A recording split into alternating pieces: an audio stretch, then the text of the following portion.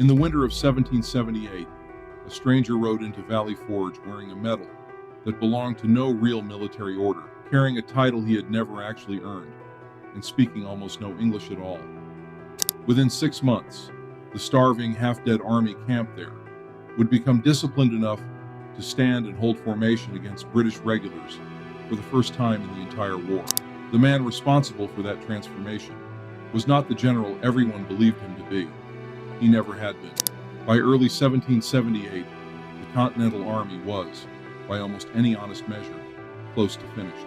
Nearly 2,000 men had died at Valley Forge that winter alone, not from British muskets, but from cold, starvation, and disease that moved through the camp faster than any enemy regiment could. Soldiers stood watch without shoes, wrapping their feet in rags that froze solid overnight. Congress was losing patience with a war that seemed to be quietly bleeding out.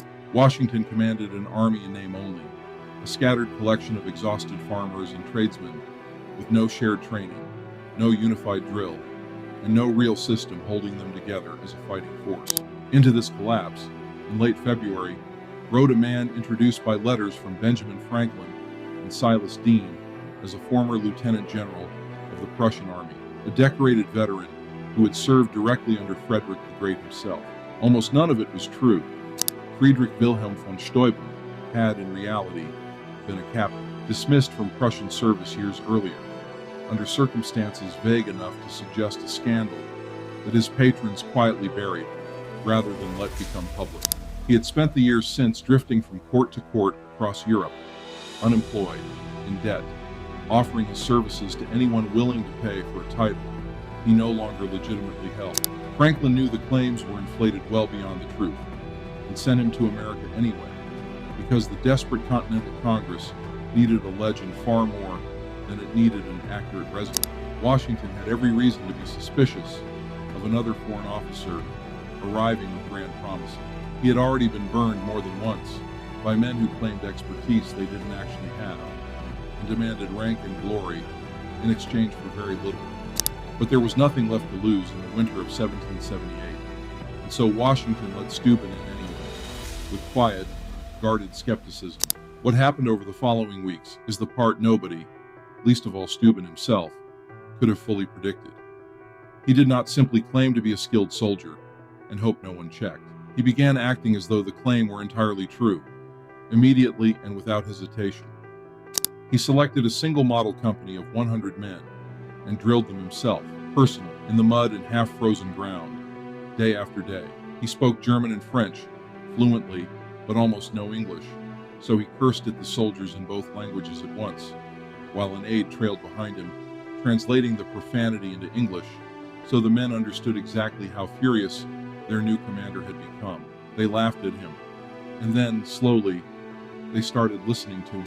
Steuben rewrote European drill manuals almost entirely from memory, simplifying maneuvers that had been designed for professional European soldiers, so that American farmers and tradesmen, men with no real interest in a military career, and every intention of going home the moment the war ended, could learn them quickly and repeat them exactly. He built something the Continental Army had never had before, a system precise enough to be taught fast and passed down through the ranks without requiring his personal presence at every single drill session. If you want to understand how one fabricated title reshaped an entire army from the ground up, subscribe now, because the next part of the story is where the lie either gets exposed for what it is, or gets proven right in a way nobody could have planned for. Within a matter of weeks, Steuben's single model company had become the standard the rest of the army began copying, watching, and repeating without him even needing to be present.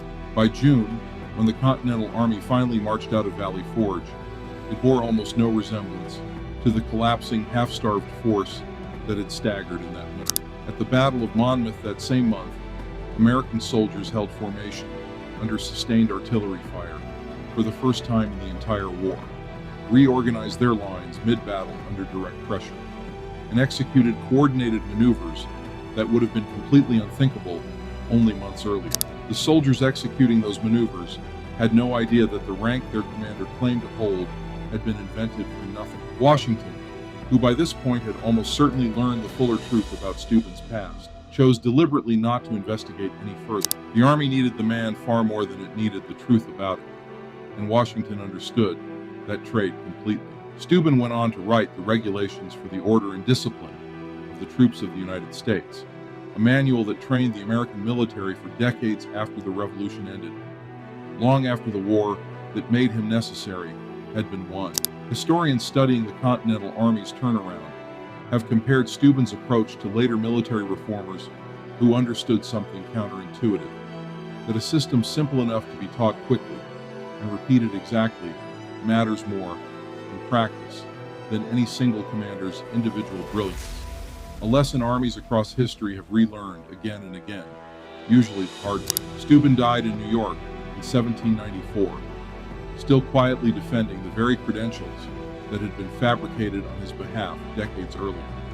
A man who had built his own legend so convincingly and for so long that even he seemed to have come to believe he had earned it honestly. The fields at Valley Forge are quiet parkland today, walking trails and historical markers where an army once starved through a single brutal winter. Most visitors walking those trails have no idea that the army which eventually won the war wasn't trained by the General Congress believed they had hired. It was trained by a fraud who happened to be extraordinarily, almost impossibly good at a job he had never actually held, and by soldiers who never got the chance to decide for themselves whether they wanted to trust him. If you want the next story of a lie that ended up building something entirely real, hit subscribe, because history keeps proving over and over that credentials rarely matter as much as what someone actually does once other people choose to believe them.